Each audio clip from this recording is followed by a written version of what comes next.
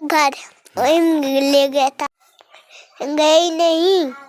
वो मुझको बुलाया तब गई। भी खिलाते पिलाते थे, चुमचे चाटते थे। वो भी एक आदमी था, वो गलत गंदा काम कर दिया है पुजारी ने। यह कि 22 वर्षीय दरिंदे ने 5 वर्षीय मासूम के साथ हैवानियत की है।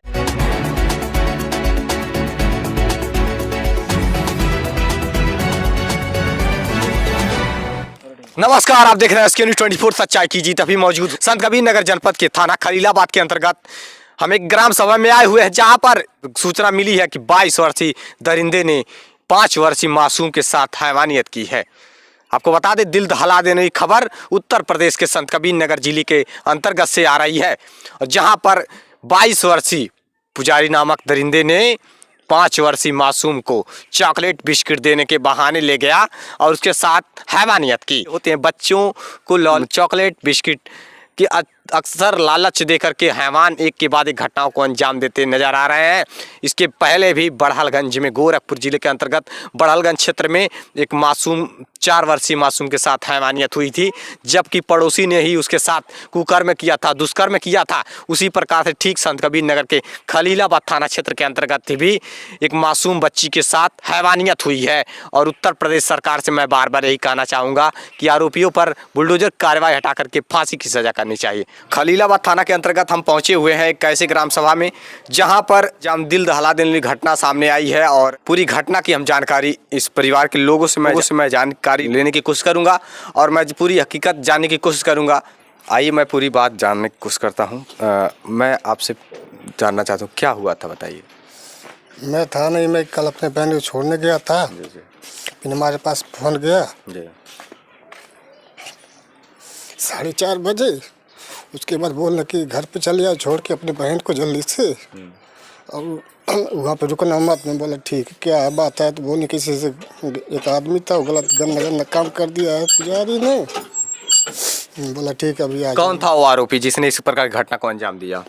सामने वाला घर था, पुजारी उसका नाम है। पुजारी नाम है। कितनी उम्र होगी उस आरोपी का? 23 साल उम्र होगा उसका। 23 साल की उम्र है। पिता की आंखों के आंसू नहीं रुक रहे हैं और ये आरोपी इस प्रकार से दिल दहला देने वाली घटना को अंजाम दिया है और इंसानियत को शर्मसार कर देने वाली घटना हुई है।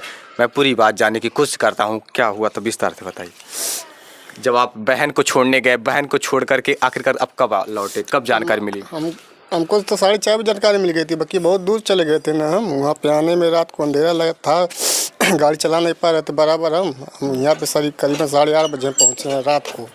तब तक 100 नंबर गाड़ी आई थी, हमारे फैमिली को सब लोग लेके जा रहे थे थाने पे।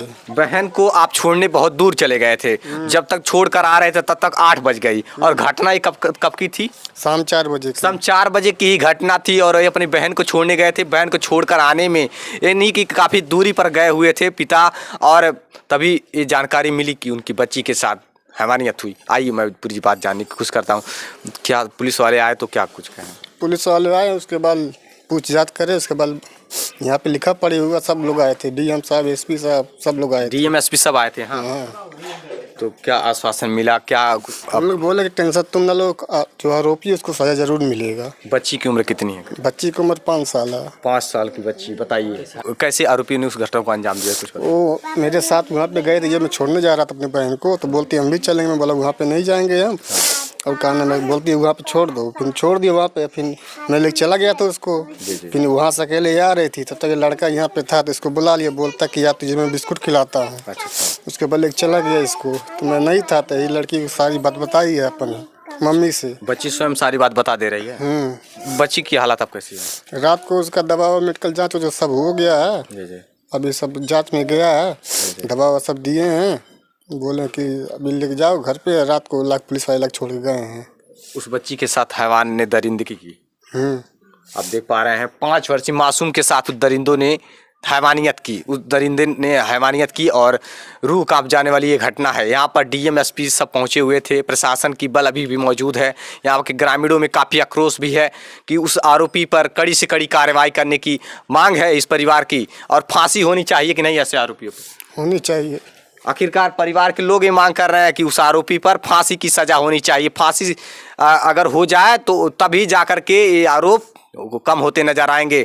जो इस प्रकार की घटना को अंजाम दिए हैं। आरोपियों के मनोबल इस प्रकार से बढ़ते चले जा रहे हैं, क्या तनिक भी भय नहीं है बुलडोजर सरकार की जो इस प्रकार की घटना को अंजाम दिया उसने आरोपी ने, और बहुत ही घिनौनी हरकत है। और क्या कहना चाहते हैं आप? और क्या कहना चाहते हैं, प्रशासन से कुछ मांगे हैं आप? वही बोले कि उसको सजा दीजिए, और क्या बोले। जी जी। इस परिवार के लोग इंसाफ की गुहार लगा रहे हैं और उस आरोपी पर फांसी की सजा की मांग कर रहे हैं कि ऐसे अपराधियों पर फांसी की सजा होनी चाहिए। ऐसे लोग समाज के लिए कलंक हैं, समाज में ऐसे लोगों की कोई ज़रूरत नहीं है। केवल और केवल ऐसे लोग गंदगियां फैलाने का कार्य करते हैं और यहाँ के ग्रामीण काफ़ी आक्रोश में है, आक्रोश में सभी ग्रामीण। और अगर जिंदा पा गए होते तो क्या किए होते? अगर पा गए होते तो सब लोग मार डालते और भाग गया था क्या? वो भाग गया था, वो काम करते हुए उसके सब लोग बांधे थे हाथ पैर, फिर भी छोड़ा के वो भाग गया। जब तक फोन लगाया थे 4 बार। कितने भाई है वो लोग? 2 भाई है 2 बहन है। 2 भाई 2 बहन। तो मकान सामने वाला है उधर, वो नहीं उधर सामने ही वो मकान दिखाई दे रहा होगा। वहाँ पर उस आरोपी ने उस घटना को अंजाम दिया है, हैवान ने, और उस बच्ची को ले जाकर के उसके साथ हैवानियत की है। उस दरिंदे ने इस प्रकार की घटना को अंजाम दिया है और मासूम बच्ची को विष देने के बहाने वहाँ पे गया वो आरोपी। उसके बाद उस प्रकार की हैवानियत की, दुष्कर्म किया उस आरोपी ने। और ऐसे अपराधियों पर बुलडोजर उसके घरों पर भी चलना चाहिए और उसको फांसी की सज़ा अवश्य होनी चाहिए, जिससे कि कोई भी अपराधी इस प्रकार की घटना को अंजाम देने से पहले 1000 बार सोचे। ये जरूर भय होना चाहिए कि ये प्रदेश बुलडोजर बाबा का प्रदेश है। मासूम बच्ची क्या कुछ कह रही है आप स्वयं सुन करके समझ सकते हैं कि क्या खाई हो? दाल भात। अच्छा, मम्मी दाल भात बनाई थी? हाँ। और कितने भाई हो आप लोग? 2। 2 भाई। और बहन?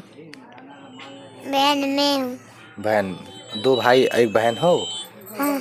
अच्छा, क्या हुआ था लाला कल? कल वो पुजारी है ना, वह कुछ कर रहा था। क्या कर रहा था? चड्डी निकाल रहा था मेरा। क्या देकर बुलाया था? क्या कुछ कहा था? कैसे बुलाया था? बोला आया था कुछ करने के लिए। कुछ खिलाया था, बिस्किट टुस्किट कुछ दिया था, चॉकलेट? क्या कह के बुलाया था यहाँ घर से? कहाँ पर थी तुम? आप कहाँ पर थी उस समय? रोड पर खेल रही थी। रोड पर खेल रही थी। क्यों गई नहीं, वो मुझको बुलाया तब गई। क्या देने के लिए कह रहा था? कुछ देने के लिए कह रहा था, खाना तो नहीं दिया। अच्छा, जो खाने के लिए कह रहा था वो नहीं दिया? हाँ। मम्मी पापा कहाँ थे? पापा कहूँ गए थे, मम्मी बाहर झाड़ू मार रही थी। और आप खेल रही थी? हाँ। रोड पे खेलते खेलते वह पुजारी ना वह पेड़े तरे गई मेरी मम्मी मुझको लेके, और लेके गई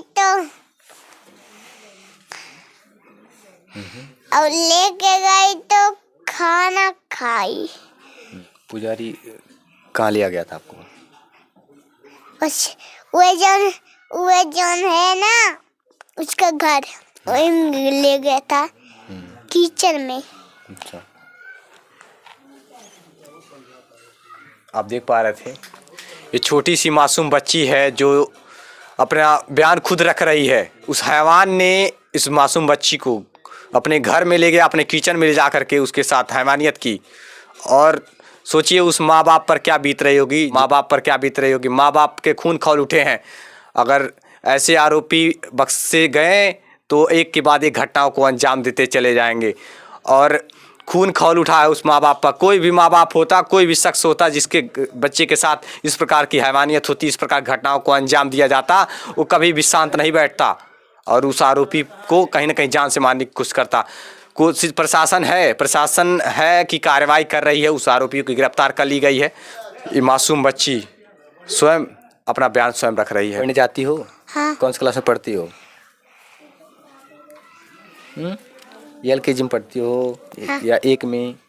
1 में पढ़ती हूँ। 1 में पढ़ती हो? हाँ। अच्छा, आप देख पा रहे हैं एक मासूम बच्ची किस प्रकार से अपना बयान स्वयं रखी है और की माँ से हम कुछ जानने की कोशिश करते हैं।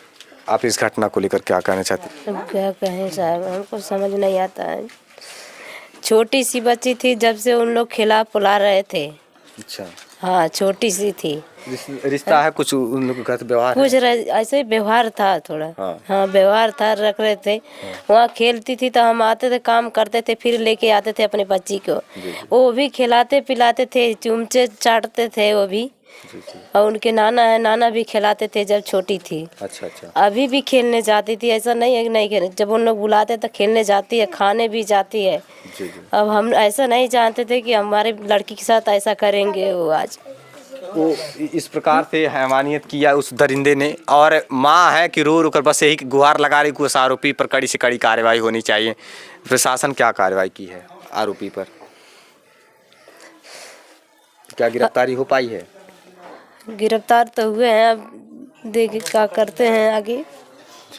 जिस माँ ने अपने बच्चे को 9 महीने कोख में रखती है, उस माँ पर सोचिए क्या बीत रही होगी, जिसके साथ इस प्रकार की हैवानियत हुई, जिसके बच्चे के साथ इस प्रकार से हैवानियत हुई है।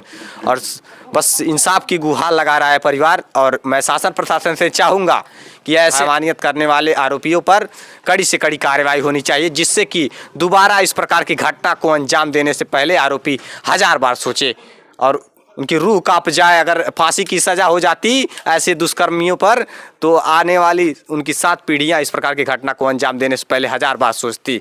और ये प्रशासन की जिम्मेदारी बनती है कि उस पर कड़ी से कड़ी कार्रवाई होनी चाहिए। और बुलडोजर की कार्रवाई हटा करके मैं सरकार से चाहूँगा, उत्तर प्रदेश सरकार से बुलडोजर की कार्रवाई हटा करके सबसे पहले तो बेटी बचाओ बेटी पढ़ाओ की जो योजना आप लागू किए हैं, बेटियां कैसे बचेंगी, कैसे सुरक्षित रहेंगी, जब तक लोगों के मन में दहशत और डर नहीं रहेगा तब तक एक के बाद एक ऐसे घटनाओं को अंजाम देंगे आरोपी। और सरकार से मैं ये कहना चाहता हूँ कि पहले बुलडोजर की कार्रवाई हटवा करके रेप करने वाले उन सभी अपराधियों पर फांसी की सज़ा लागू कर दी जाए।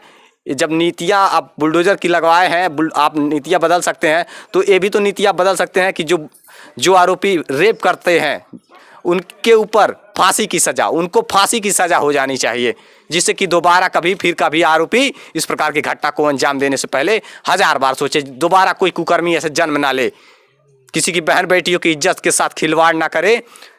ऐसे आरोपी बचने नहीं चाहिए, उन पर फांसी की सज़ा होनी चाहिए। और देखते रहिए SK न्यूज़। जय हिंद।